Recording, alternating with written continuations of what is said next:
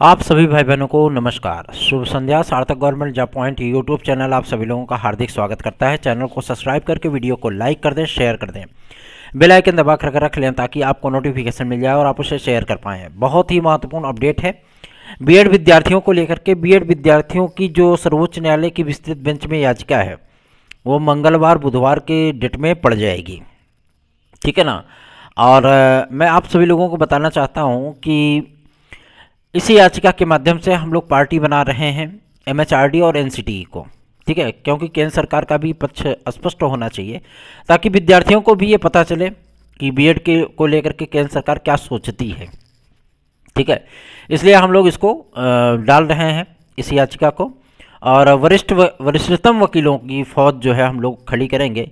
जाहिर सी बात है इसमें बहुत ज़्यादा समय और बहुत ज़्यादा धन की आवश्यकता होगी, लेकिन आप सभी लोगों के अधिकारों की सुरक्षा के लिए कि आप लोग फिर से एक बार बीएड को पीआरटी में वैलिड किया जाए। अब विस्तृत बेंच में जाहिर सी बात है कि मुख्य न्यायाधीश महोदय की अध्यक्षता में ये बेंच होगी, तो काफ़ी सारी चीज़ें वो आप सभी लोगों की बदल सकती हैं। अगर वहाँ पे एमएचआरडी और एनसीटी खड़ी होकर के कोई चीज़ें अपनी स्पष्ट कर दे कि हम यह हमारा पॉलिसी मैटर था, एमएचआरडी ऐसा चीज़ बोले, तो जाहिर सी बात है इसके लिए हम सभी लोग एक मुहिम चला रहे हैं, एक अभियान चला रहे हैं ताकि एमएचआरडी और केंद्र सरकार को इसके लिए एग्री किया जा सके, ठीक है ना।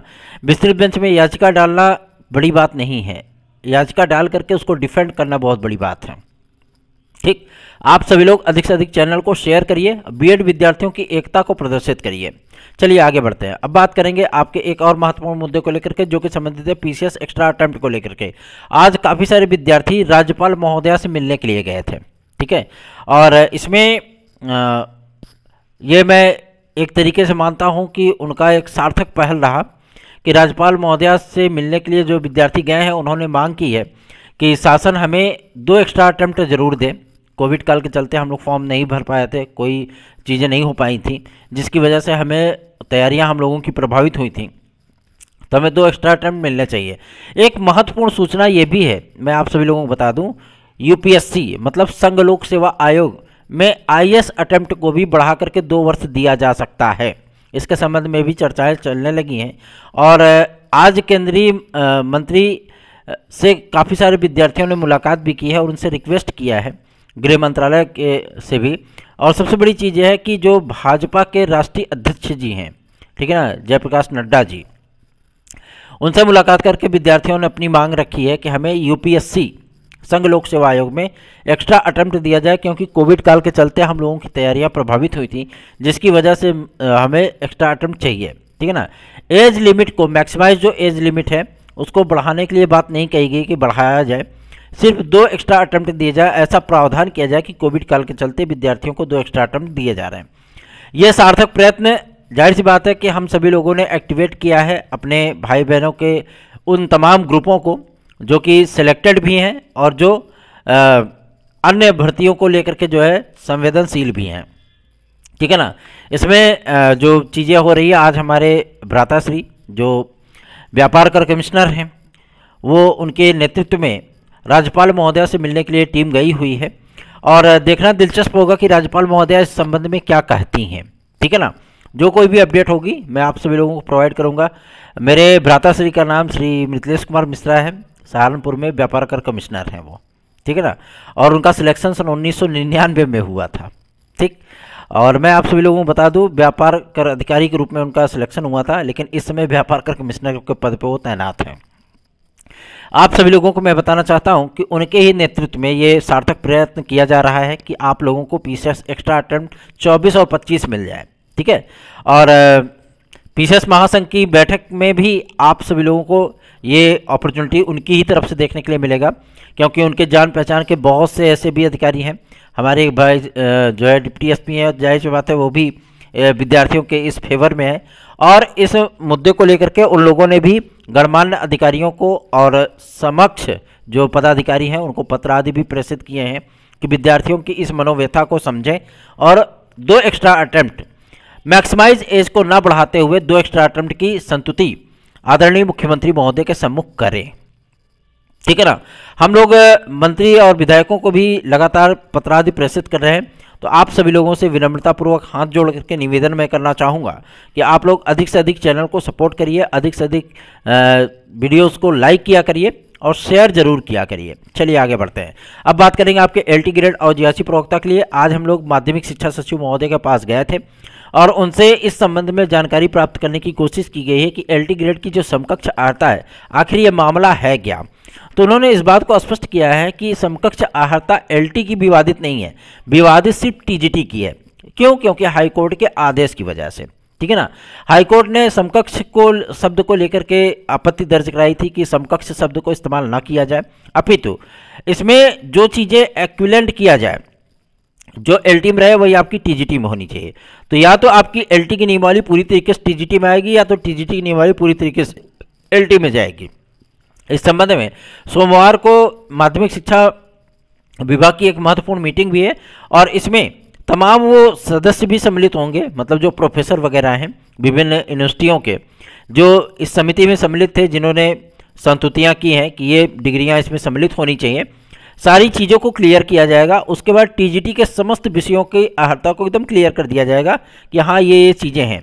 जैसे वहाँ से जीएस उठ करके चला आया आपका टीजीटी और पीजीटी में, जैसे आप सभी लोगों का क्वेश्चन का पैटर्न बदल गया कि 125 से बढ़ करके 150 हो गया, है ना। जैसे टाइम पीरियड बढ़ करके 2 घंटे से 2.25 घंटे हो गया, उसी तरीके से परिवर्तन का दौर है। तो जाहिर सी बात है आप सभी लोगों को काफ़ी सारी अपॉर्चुनिटी और डिस अपॉर्चुनिटी दोनों प्राप्त होंगी।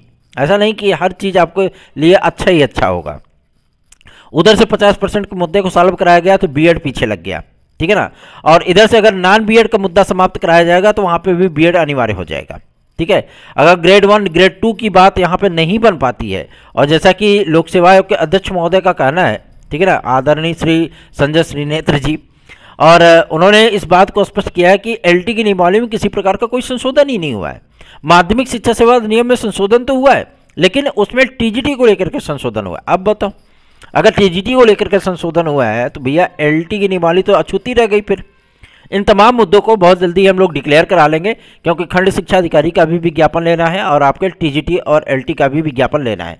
अब टीजीटी का विज्ञापन 2024 का लेना है।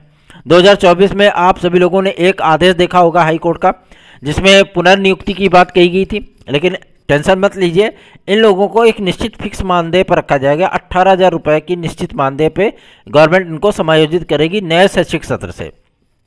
समायोजित करने का तात्पर्य यह नहीं कि इनके पदों का विज्ञापन नहीं जारी होगा। अगर ऐसा होता है तो सर्वोच्च न्यायालय के आदेश की अवमानना हो जाएगी फिर, ठीक है। आप लोगों को इसमें चिंतित होने की आवश्यकता नहीं है। लगभग 24,5-25 हज़ार पदों का विज्ञापन ही होने चल रहा है, ठीक है। और 2990 पदों का आप लोगों को विज्ञापन देखने के लिए मिलेगा संस्था प्रधानों का, जो कि अब तक की सबसे ऐतिहासिक और सबसे बड़ी वैकेंसी होने चल रही है। और वैसे भी 2011 में ये वैकेंसी आई थी, 6-7 साल 8 साल लग गए, 10 साल लग गए उसको फाइनल होने में। पता लगे तब तक टीचर रिटायर होकर के अपने घर बैठे हैं, पेंशन ले रहे हैं, है ना। तो ऐसी स्थितियाँ इस बार नहीं होने पाए। संस्थाओं को प्रधान मिलने चाहिए, मतलब प्रिंसिपल मिलने चाहिए, ठीक है।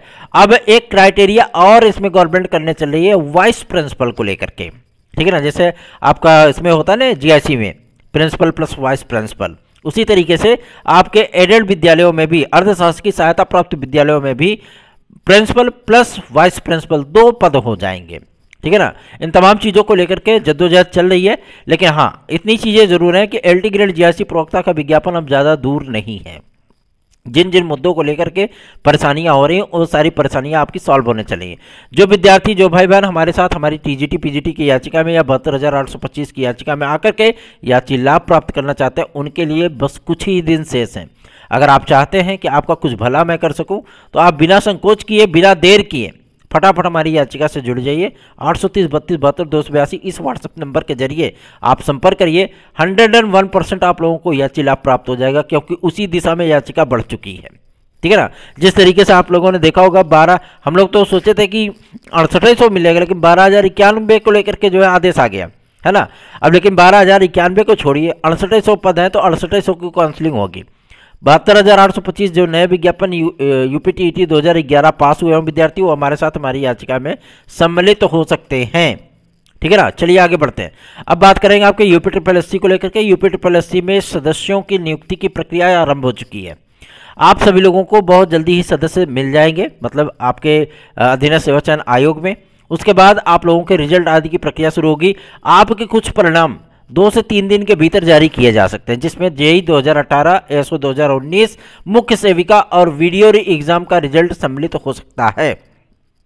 वीडियो री एग्जाम को लेकर के हम लोग तो सोचे थे कि नॉर्मलाइजेशन की प्रक्रिया कंप्लीट हो गई, लेकिन अब आयोग नॉर्मलाइजेशन में अटका पड़ा है, ठीक है ना। और वो बता रहे थे कि मतलब 15 फरवरी को पहले पहले इसका रिजल्ट जारी करेंगे, इसके पहले पीईटी 2023 देंगे, ताकि हम कुछ विज्ञापन जारी कर सकें। अब भैया पहले विज्ञापन फाइनल करो, फिर विज्ञापन जारी करना। एजेटीए का विज्ञापन भी आप सभी लोगों का फरवरी में या जनवरी लास्ट में, 28 जनवरी के बाद ये विज्ञापन आप लोगों को देखने के लिए मिलेगा। 7800 पद हैं, 7800 पद हैं। कनिष्ठ सहायक के भी 6800 पदों का विज्ञापन आपको पुनर्देखने के लिए मिलेगा। लेखपाल भर्ती का भी विज्ञापन आपका आएगा यूपीएससी के माध्यम से। लगभग 4 से 5 बड़े विज्ञापन आपके आएंगे इस पे पीईटी 2023 के आधार पे, ठीक है ना। लगातार ये विज्ञापन आपके जारी होंगे फरवरी से लेकर मार्च तक, जबकि चुनावी आचार संहिता जब तक लागू ना हो जाए तब तक विज्ञापन आते रहेंगे। वीपीओ को लेकर के भी अपडेट प्राप्त हुई है। वीपीओ के लिए भी आपको विस्तृत कार्यक्रम बहुत जल्दी ये देखने के लिए मिलने वाला है, और आप सभी लोगों की समस्याओं का निराकरण बहुत जल्दी, बहुत शीघ्र ही होने चल रहा है।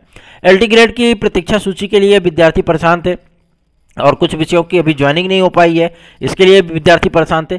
तो आप सभी लोग, जो विद्यार्थी हमारे भाई बहन एलटी ग्रेड की तृतीय प्रतीक्षा सूची के बारे में पूछते हैं, वो अपने सब्जेक्ट के साथ हमें 830 32 72 282 इस व्हाट्सएप नंबर पर हमें संपर्क करें। हम भी देखें कि किस विषय के कितने विद्यार्थी शेष हैं, फिर उसी आधार पर जो है लोक सेवा आयोग में बातचीत की जाएगी और अपडेट हासिल की जाएगी, ठीक है ना। और एज रिलैक्सेशन मतलब आप सभी लोगों को, चाहे ईडब्ल्यूएस का हो, चाहे वो हो आपका एक्स्ट्रा अटेम्प्ट को लेकर के, हम सभी लोगों ने मुहिम को तेज कर दिया है, ताकि हर हाल में हर कीमत पे हम लोग 22 जनवरी के पहले पहले इन सारी चीज़ों में सफल हो जाएं, और हमारे भाई बहन जो एक्स्ट्रा अटेम्प्ट की बाट देख रहे हैं वो इसमें आवेदन कर पाएँ, ठीक है ना। आप सभी लोग भी सहयोगात्मक रवैया अपनाइए, अधिक से अधिक लोगों को अपने साथ जोड़िए। हमारे साथ नहीं जोड़ सकते, अपने साथ जोड़िए, एक ग्रुप बनाइए, ताकि किसी भी मिशन को आप सभी लोग अंजाम दे सकें, ठीक है ना। डिजिटल मिशन, लड़ाई झगड़ा नहीं करना है, डिजिटल मिशन करना है, ठीक है। अगर कोई चीज़ें हैशटैग चलाना है तो वो चला सकें। एकता होनी चाहिए, चाहे वो बीएड के विद्यार्थी हों, चाहे आपके जो मतलब ईडब्ल्यूएस के विद्यार्थी हों, चाहे हमारे तमाम वो गणमान्य भाई सदस्य हों, ठीक है ना। आप सभी लोगों का स्नेह और आशीर्वाद परम आवश्यक है। धन्यवाद, शुभ रात्रि, गुड नाइट।